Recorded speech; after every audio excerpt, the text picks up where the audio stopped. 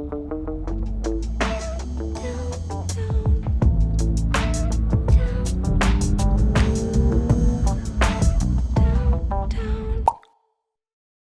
out these special wheels. I think they're made by BBS. Look, it's scalloped and cut out so that you have more lightweightness. Pretty interesting. This GT3 is running the steel rotor, so it's a track heavy used car. But today is about this car. Hopefully after we put the turbo clamps, everything will be golden and we can get this car back to Kyle so we can fix the air suspension and then drive it around and market it, because this car looks so good too.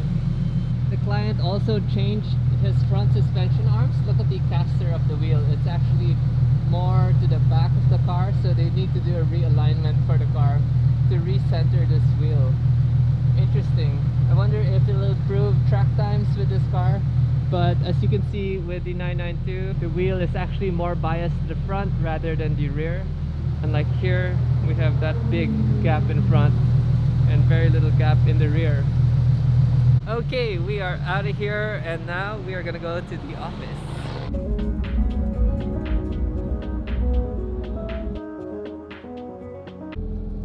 I actually have quite a few updates happening in the office. We are going through some major transformation. Closing the company for the pandemic, we actually had a chance to re-review a lot of the internal systems and policies that we were working with, and we realized what we actually didn't need anymore and what we could have revised. So it was a good time to review everything. And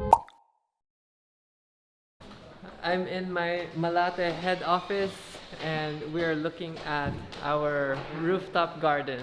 Wow, it is so hot today. We are here in the rooftop of Malate and this is our head office. We're building a tower farm system here. So we've constructed the sidewalls just in case it's typhoon. We did a single sloping roof going down the one side. We're gonna collect the rainwater here also.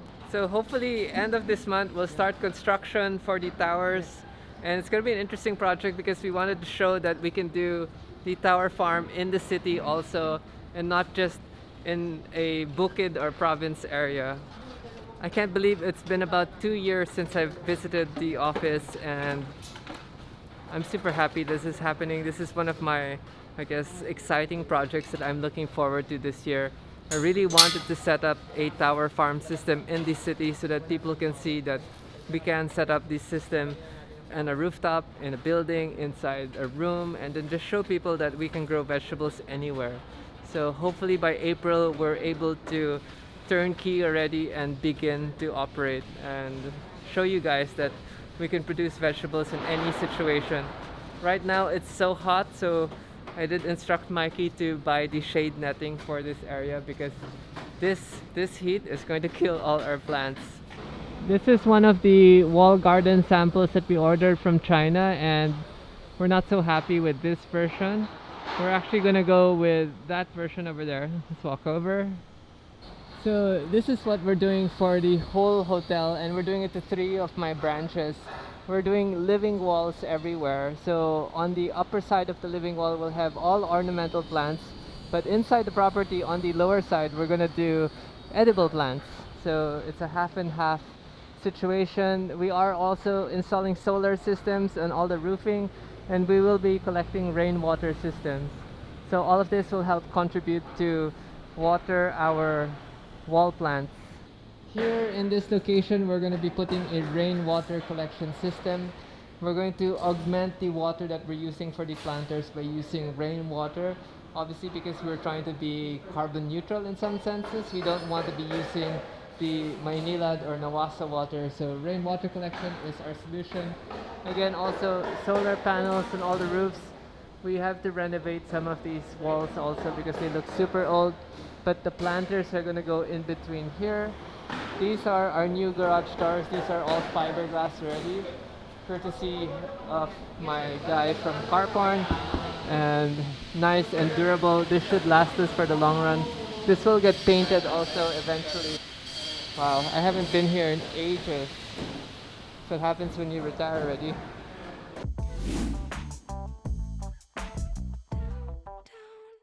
These are the solar inverters from Phil Energy. We're trying to generate 100 kilowatts, so I will get the data to show you guys how much power we're actually generating, but that's gonna help augment our electricity bill later on. So Raul was explaining the green is the solar production, Yeah. and then the red is the total consumption. Like in this instance, 12:05 p.m. kahapon, ang direct consumption total is 79.64 yung na-produce na solar. And then yung kinuha sa Meralco, 34. So ang total is 114.39 kilowatt. Galing ah. So it's like a almost 70-30 split. Parang gano'n, no? But of course, pag nighttime, wala na. This is the layout drawing that we did. So what's gonna happen is the roof is gonna collect rainwater. The rainwater will get filtered down into the cistern. The cistern will get pumped into a holding tank. We're gonna add some nutrient solution in the holding tank. And then we're going to pump the nutrient solution in a drip system style on the wall garden. The wall garden will fill up, and then it will drain down into this return gutter, into a reservoir, and then the reservoir will circulate back here. And then obviously as it gets consumed, we're going to use the cistern water again and again. If we do run out of cistern water during summer, we will be using the regular, I guess, government water, so to speak. And then hopefully this whole system works. Nice experiment, and it's a big project for us, but I think it'll really impact the way we project our business. Alright, we are off again. My staff have adopted a street dog. Lucky dog. Anong pangalan? Katrina. Katrina?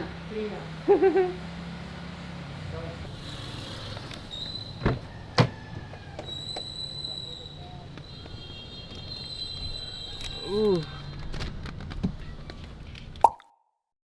We just finished the Spec Miata meeting, and so far so good. There are 20 cars ready. They started assembling the cars in Cabuyao, and we're being invited to film the build process so that we can show you guys how the cars are assembled and then what parts are going into the cars.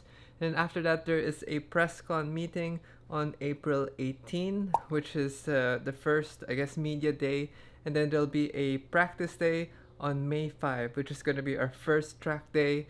And then the first event or the first race will be in June 11, 2022.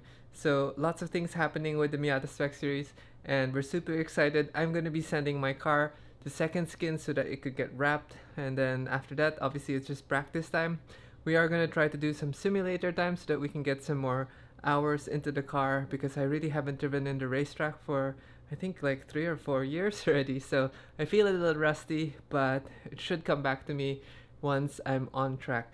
Anyway, I think it's time for me to end this vlog because this is super long already, so I hope you guys enjoyed this really mixed and mashed content from checking cars, checking my actual work, and then doing an update on the Miata Spec Cup series.